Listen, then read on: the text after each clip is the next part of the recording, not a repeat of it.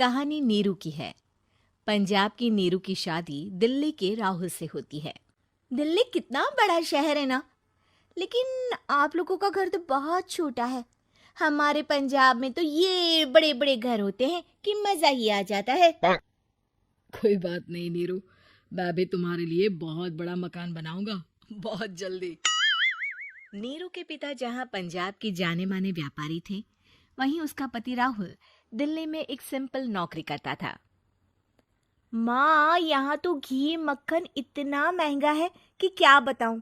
मैं तो तरस ही जाती हूँ घी खाने के लिए। नीरू की माँ को ये सुनकर बहुत दुख होता है। मेरी बेटी को घी नसीब नहीं हो रहा है और ये बहू यहाँ बैठकर घी में शक्कर डाल रही है। देख वनीता, मैं साफ कह रही हूँ, इस घर में जितना घी आएगा उतना ही मेरी बेटी के घर दिल्ली भी जाएगा। अरे, ये क्या बात होती माँ जी? बेटी का उतना ही करो जो अच्छा लगे। अब क्या मायके से घी और मक्खन तक की सप्लाई करोगी आप? हाँ, मेरी बेटी किसी चीज को तरसे मुझसे बर्दाश्त नहीं होता। अब क्या था, नीरू के मायके में 2 किलो घी आता तो 2 किलो दिल्ली जाता नीरू के पास। एक दिन, माँ, बड़ी गर्मी पड़ती है दिल्ली में। इस घर में तो एक ही एसी है और वो भी ड्राइंग रूम में। सारा परिवार एक ही कमरे में सोता है। हाँ बेटा, वो तो हर घर की कहानी है। यहाँ भी एक ही एसी है। अरे बिल इतना आता है कि क्या बोलूं। तभी वहां राकेश आ जाता है। माँ, थोड़ी देर में यहाँ कुछ प्लम्बर आएंगे मेरे कमरे में एसी लगाने। जरा ध्यान से लगवा देना ना माँ। ओए, ऐसे कैसे तेरे कमरे में एसी लगेगा? हाँ हाँ राकेश, एक बार बात तो कर लेता। अरे पापा, वो वनीता को गर्मी में नींद नहीं आती। ड्राइंग रूम में सबके साथ सोने में वो अनकंफर्टेबल है, इसलिए। अरे पूरे परिवार के साथ वहाँ तेरी बहन नीरू भी तो सोती है। वो नहीं हो रही क्या अनकंफर्टेबल? समझ रहा है ना? अगर एसी लगेगा तो एक दिल्ली में तेरी बहन के कमरे में भी लगेगा, तभी तू लगा सकेगा। राकेश वनीता को सारी बात बताता है। वनीता करती भी क्या, मन मार कर बैठ जाती है। माँ, ये लोग ठीक नहीं है, क्या करूं मैं? अरे बेटी, यहाँ आ जा, तू यहाँ आकर रह ले। अरे छोड़ दे ऐसे पति को। कैसे छोड़ दूं माँ? समाज क्या कहेगा, लोग क्या कहेंगे? वैसे भी मेरा एक बेटा है, मयंक। अरे हटा बेटा, तेरी उम्र ही क्या है? इतनी परेशान रहेगी तो काम कैसे चलेगा? खैर, बात आई गई हो जाती है। माँ को लगता है कि नीरू ठीक है, तो वहीं नीरू के मन में एक ही लाइन चल रही होती है, यहाँ आजा। माँ ने तो बोल ही दिया है कि यहाँ आजा। बस मयंक थोड़ा सा बड़ा हो जाए, इन गरीबों को छोड़कर मैं वापस माँ के पास ही चली जाऊंगी। वो इसी सोच में बाजार में चल रही थी कि मैम, आपका दुपट्टा जमीन को छू रहा है। नीरू जैसे ही उस लड़की की तरफ देखती है, देखती ही रह जाती है। हाय रे, कितना सुंदर लड़का है ये। अब क्या हुआ? मैंने कहा आपका दुपट्टा। तो खुद ही उठा कर दे दो ना। लड़का समझ जाता है कि नीरू उस पर फिदा हो चुकी है। वो उससे उसका नंबर लेकर चला जाता है। अब क्या था, नीरू और रोहित में लगातार बातें होने लगती है। मैं हरियाणा का रहने वाला हूँ, यहाँ एक बड़ी कंपनी का मैनेजर हूँ। अच्छा, और कितने बच्चे हैं तुम्हारे? बच्चे? अरे मेरी तो शादी भी नहीं हुई है। तुम बताओ, शादी करोगी? नीरू शर्मा जाती है। अब लेकिन मैं तो पहले से ही शादीशुदा हूँ। मुझे फर्क नहीं पड़ता, बस तुम शादी कर लो, भाग चलते हैं। बहुत पैसे वाला हूँ मैं, हमेशा खुश रखूंगा तुम्हें।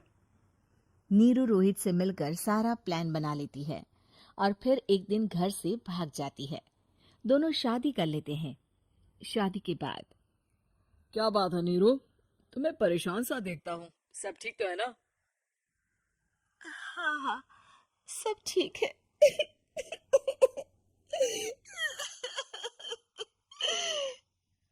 ये कहते कहते ही वो रोने लगती है। अरे क्या हो गया, रो क्यों रही हो? मैंने तुमसे एक बात छुपाई है और वही बात अब मुझे परेशान कर रही है। रोहित, मेरा एक बेटा भी है, उसका नाम मयंक है। क्या बात कर रही हो? ये तुमने मुझे पहले क्यों नहीं बताया?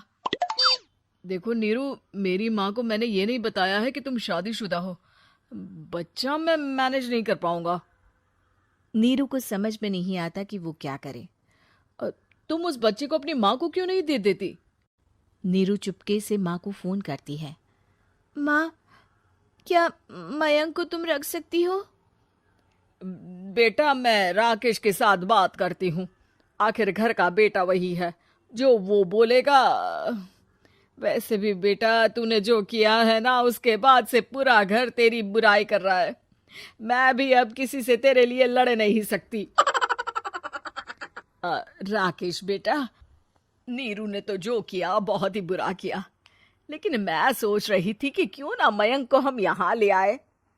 तभी वनीता बोल पड़ती है। वाह जी, ऐसे कैसे यहाँ ले आए? यहाँ क्या भंडारा भरा है?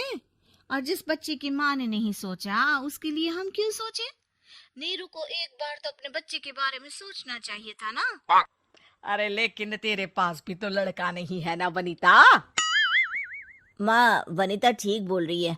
कल को वो बड़ा होकर इसी घर का हिस्सा मांगेगा तो हम क्या करेंगे? माँ कहती भी तो क्या, वो चुप रह जाती है। वहीं नीरू का पहला पति कहता है। माँ, अगर आज भी वो वापस आ जाए तो मैं उसे माफ कर दूंगा। बेटा, गरीबी चीज ही ऐसी है, क्या करेगा? तू तो अब मयंक का सोच। वो बेचारा तो बिना माँ का हो गया। मयंक के खातिर तू दूसरी शादी कर ले बेटा। लोगों के लाख समझाने के बाद नीरू के पहले पति की शादी रिद्धि से हो जाती है, जिसके पहले पति से 2 बच्चे होते हैं। देखो जी, मैंने शादी सिर्फ बच्चे के खातिर की है। मैंने भी शादी सिर्फ बच्चों के खातिर की है। वहीं नीरू के दूसरे पति के मन में ये बात घर कर जाती है कि नीरू एक मासूम बच्चे को उसके खातिर छोड़ कर आई है। अब देखो नीरू, मुझे लगता है कि जो औरत अपनी कोख का बच्चा छोड़ सकती है, वो तो कुछ भी कर सकती है। कल को तुम्हें मुझसे अच्छा कोई मिल गया तो तुम तो मुझे भी बाय बाय कर दोगी ना। नीरू को अब उसका दूसरा पति ताने देना शुरू कर देता है। तंग आकर नीरू उसके यहाँ से भागकर अपने पहले पति के पास चली जाती है, लेकिन ससुराल में क्या लेने आई है नीरू, मयंक को? नहीं नहीं सासू माँ, मुझसे गलती हो गई, मुझे माफ कर दीजिए। नीरू, अब वक्त खत्म हो गया है, मेरी शादी हो चुकी है। तो छोड़ दो ना उसे, हमारा बच्चा है। मैं आपको अपनी माँ नहीं मानता, मेरी नहीं मान तो बात अच्छी है। नीरू मयंक की बात सुनकर समझ जाती है कि उसके पास अब ना आसमान रहा, ना ही